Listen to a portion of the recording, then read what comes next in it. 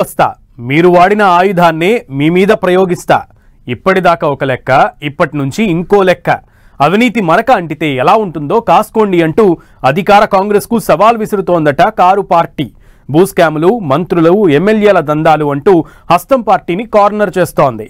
రేవంత్ సర్కార్ పై reverse attacking mode ను స్టార్ట్ చేసిన బీఆర్ఎస్ కాంగ్రెస్ ను కన్ఫ్యూజన్ లో పడేస్తుంది. కారు పార్టీ చేస్తున్న కరప్షన్స్ అలిగేషన్స్ కాంగ్రెస్ కు గుబులు పుట్టిస్తున్నాయా? అసలు బీఆర్ఎస్ ప్లాన్ ఏంటి?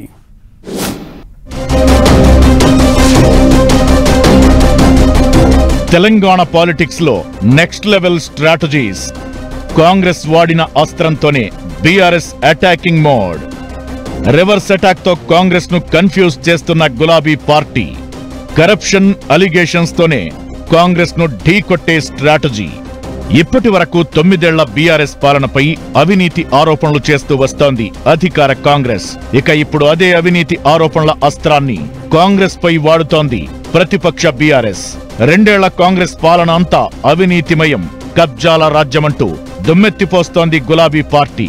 బీఆర్ఎస్ పాలనలో అవినీతి జరిగిందని, కేసీఆర్ కుటుంబం దోచుకుందని ఆరోపిస్తూ వస్తున్నారు సీఎం రేవంత్ రెడ్డి.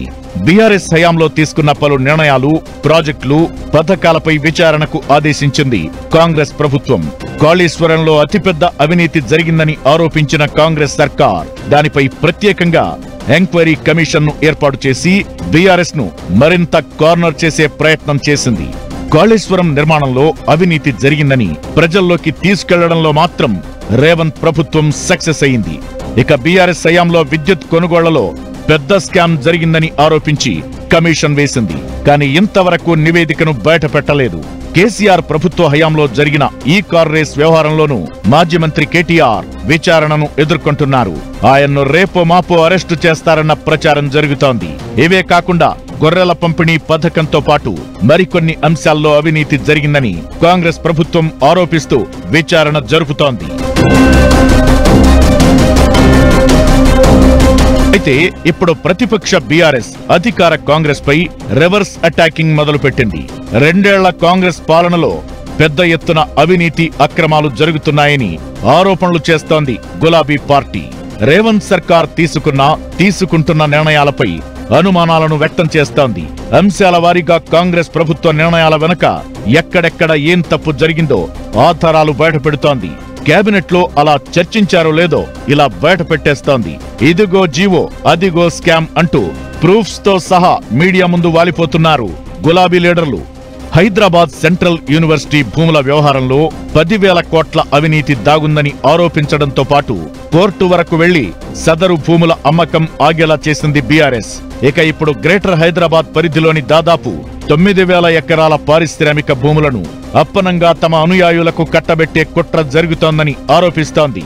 ఈ వ్యవహారం వెనుక లక్షల కోట్ల అవినీతి దాగుందని చెబుతూ వస్తున్న బీఆర్ఎస్ ఈ ఇష్యూపై కూడా అవసరమైతే కోర్టు మెట్లెక్కేందుకు సిద్ధమవుతోంది. లేటెస్ట్ గా విద్యుత్ శాఖలోనూ భారీ అవినీతికి ప్లాన్ చేశారని రేవంత్ సర్కార్ పై ఆరోపణలు గుప్పించింది గులాబీ పార్టీ. రామగుండం, దామచర్ల, మక్తల్ పవర్ ప్లాంట్ల నిర్మాణం కోసం కాంగ్రెస్ ప్రభుత్వం తీసుకున్న నిర్ణయం వెనుక 50,000 కోట్ల అవినీతి దాగుందని బీఆర్ఎస్ ఆరోపిస్తోంది. ఓవైపు 6 గ్యారంటీలు సహా ఎన్నికల సమయంలో ఇచ్చిన హామీలు అమలు చేయడం లేదన్న విషయాన్ని పెద్ద ఎత్తున ప్రజల్లోకి తీసుకెళ్తూనే 2 ఏళ్ల కాంగ్రెస్ పాలనపై ప్రత్యేకంగా దృష్టి పెట్టింది కారు పార్టీ. వరుస అటాక్లతో అధికార పక్షాన్ని ఉక్కిరిబిక్కిరి చేస్తోందన్న టాక్ వినిపిస్తోంది.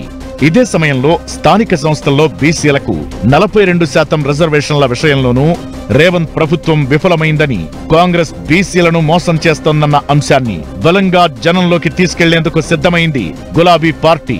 ఇలా మొన్నటి వరకు 9.5 ఏళ్ల బీఆర్ఎస్ పాలనపై కాంగ్రెస్ అటాక్ చేస్తూ వస్తుండగా ఇప్పుడు 2 ఏళ్ల రేవంత్ సర్కార్ పై రివర్స్ అటాక్ మొదలుపెట్టింది బీఆర్ఎస్. అదే అవినీతి ఆరోపణల అస్త్రాలను సంధిస్తూ కాంగ్రెస్ కు కంటి మీద కునుకు లేకుండా చేసే స్కెచ్ వేస్తున్నారు కారు పార్టీ లీడర్లు.